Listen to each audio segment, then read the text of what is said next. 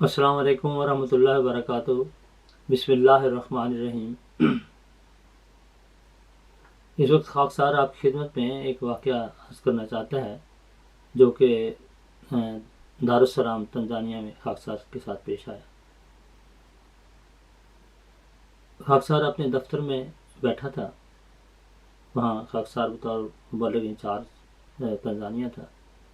بہرحال ایک نوجوان آئے، بڑے اچھے تعلیم یافتہ تھے، تو انہیں اپنا تعارف کرایا اور کہنے لگے کہ میں یہاں جو سب سے بڑا پادری ہے اس کا بیٹا ہوں، اور کافی مشہور ہیں یہاں دارالسلام میں، سب لوگ اس کو جانتے ہیں۔ تو کہنے لگے کہ میں ان کا بیٹا ہوں اور میں بیعت کرنے کے لیے آیا ہوں، یعنی جماعت احمدیہ میں شامل ہونے کے لیے آیا ہوں، مسلمان ہونے کے لیے آیا ہوں۔ خیر میں نے کہا یہ کیسے ہوا؟ کہنے لگے بات یہ ہے کہ میں ایک دفعہ بازار میں گیا یہاں دارالسلام، تو وہاں آپ کا اسٹال لگا ہوا تھا جماعت احمدیہ کا، جس میں قرآن شریف بھی تھا اور بھی کتابیں تھیں، مثلا اسلامی اصول کی فلاسفی وغیرہ، philosophy of the teaching of Islam. تو یہ کتابیں ہیں، ان کا سواحلی ترجمہ ہوتا ہے وہاں۔ تو وہ کہتے ہیں میں لے گیا، میں نے ان کو پڑھا اور میرا دل مان گیا کہ واقعی اسلام ہی سچا۔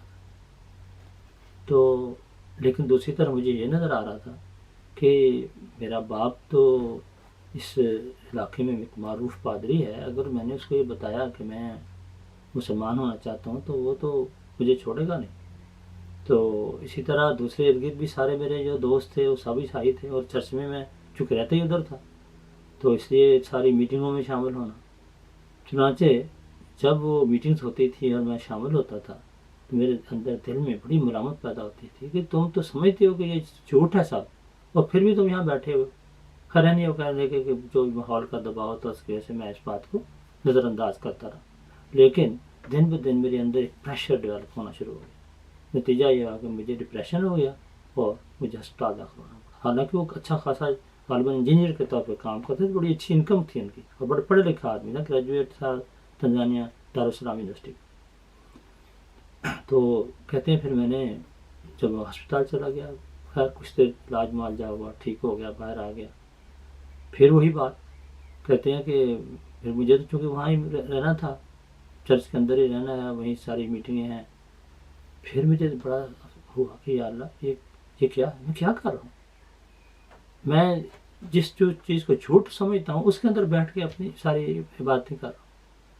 خیر یہ دباؤ کہتے ہیں پھر بڑھتا گیا، آخر ایک دن پھر وہی حالت ہوگی، مجھے پھر اسپتال جانا پڑا، ڈپریشن ہو گیا۔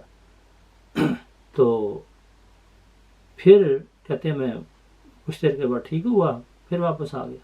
اب کہتے ہیں مجھے دل میں یقین ہو گیا کہ جب تک میں مسلمان نہیں ہوں گا اس وقت تک میری یہ بیماری نہیں جانی، اس لیے میں آیا۔ اور ساتھ ہی انہوں نے یہ کہا، میں نے ان سے پوچھا، میں نے کہا کہ آپ ٹھیک ہے اگر مسلمان ہی ہونا تھا تو اتنی اور بھی مسجدیں ہیں، تو آپ یہاں کیوں آئے ہیں، احمدیہ جماعت کی مسجد میں کیوں آئے؟